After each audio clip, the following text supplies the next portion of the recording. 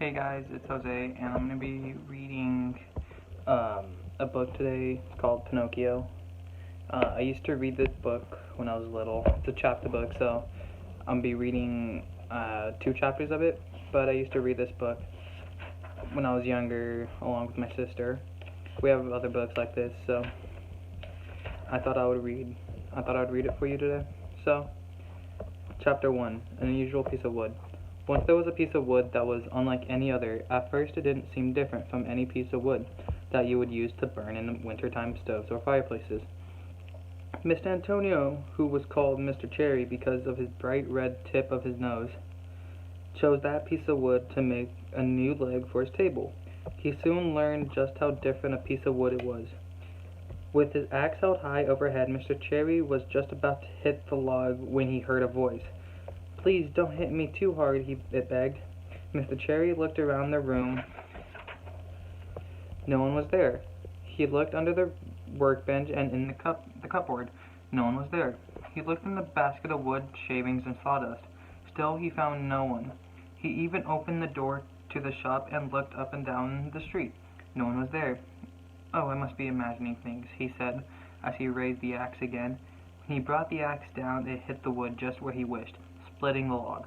"That hurt!" cried the same voice from before. Mr. Cherry was suddenly afraid. His jaw hung wide open, and his tongue stuck out of his mouth. It was possible that this piece of wood can speak and feel and cry like a child.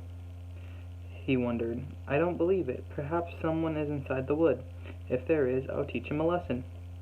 Mr. Cherry struck the wood against the walls and waited to see if the voice spoke again. It didn't, so he picked up the plane to begin to shape the wood to make the table leg. As he slid the plane over the piece of wood, it began to jiggle and wiggle in his hands. "Stop, stop, you're tickling me," the wood laughed. Mr. Cherry fell to the floor in shock. When at last he sat up again, his face, even his red nose, was blue from fright.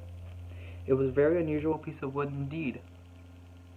Before Mr. Cherry could think of what to do, there was a knock at the door. "Come in," he called from where he was sitting on the floor. Geppetto, the old wood carver, walked into the shop.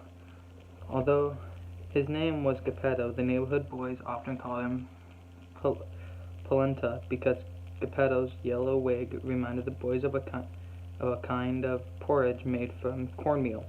It was a nickname that drove him wild. "Good morning, Mr. Cherry," Geppetto said. "Why are you sitting on the floor?" "I'm giving the ants a lesson about the alphabet," Mr. Cherry said. "What can I do you for today?" The carpenter got up off the floor as Geppetto explained his visit. "I wanted to make a wood puppet that would be able to dance and do somersaults. I'm going to take it around the world so I could earn my living. How does that sound?" Geppetto asked. "Good idea, Polenta," was the response. The voice didn't come from Mr. Cherry, but Geppetto thought it had. Geppetto was enraged that a good friend would call him by that awful nickname. "Why have you insulted me?" asked Geppetto. "It wasn't me," Mr. Cherry cried. "Yes, it was," Geppetto said. "No," Mr. Cherry said. Soon the old friends were wrestling. When they were through, Geppetto had Mr. Cherry's gray wig in his teeth, and Mr. Cherry was wearing Geppetto's yellow wig. Regaining their senses, they gave each other back their wigs. They made a promise not to ever have such a quarrel again. "Now, Geppetto, what can I do you for?" Mr. Cherry asked. "I want a piece of wood to make my new puppet. Do you have one?" he asked. At once Mr. Cherry went to get the talking piece of wood that had stalled him earlier. Just as Mr. Cherry was about to hand the wood to Geppetto, it began to shake wildly in his hands. As it did, it struck poor Geppetto in the shins. "Ouch, you clumsy ox! What did you do that for?" Geppetto asked. "I didn't do anything. It was the wood," Mr. Cherry said. Geppetto and Mr. Cherry went at it again, each accusing the other until they were wrestling on the floor of the wood-making shop again.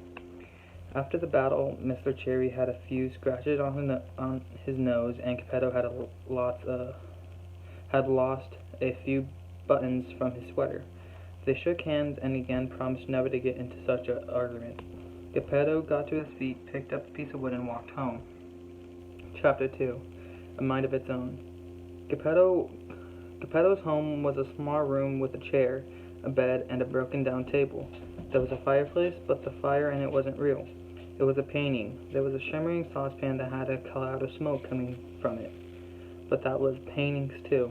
Although Geppetto was poor, he made do with the little he had. As soon as Geppetto was home, he took out his tools. First he named the future puppet Pinocchio. Then he had made the puppet's hair, forehead, and eyes. As soon as Geppetto finished the eyes, they began to move and look at him. Geppetto was astonished, but he kept working. He shaped the nose, but when he was done, it began to grow longer and longer. No matter what Geppetto did to shorten it, it continued to grow. When Geppetto shaped the puppet's mouth, it began to smile, then to laugh. Geppetto was annoyed. "What are you laughing at, you naughty puppet?" he asked. The puppet stopped laughing, but it stuck out its tongue. Geppetto pretended not to notice and kept working. As soon as Geppetto finished the puppet's hands, his wig was suddenly pulled off his head. "You should have respect for your father," Geppetto told the puppet. Geppetto finished making Pinocchio by carving his legs and feet. As he did, he received a kick from the tip of his nose. "I deserve it," Geppetto said to himself. "I should have known this would happen." In no time at all, Pinocchio started to walk around the room. Before Geppetto could stop him, Pinocchio ran out the door, jumped into the street, and escaped. "Stop him! Stop him! Stop him!" shouted Geppetto to the people in the streets, but no one helped Geppetto. Everyone just stood still, watched, and laughed. Only a policeman tried to help. Pinocchio was about to run under the policeman's leg, but the policeman grabbed Pinocchio by his very long nose. They handed him over to Geppetto. Pinocchio knew Geppetto was going to punish him once he got home, so he threw himself on the ground in a tantrum. The crowd of people thought that Geppetto was a cruel man and made a fuss on Pinocchio's behalf. The policeman let Pinocchio go and took Geppetto off to jail. "You wretched puppet," Geppetto grumbled. "To think of all the trouble I went through to turn you into a nice puppet. I should have known this would happen." And that's the first two chapters. Thank you for listening, and if you want to read more, later I can probably. So, bye.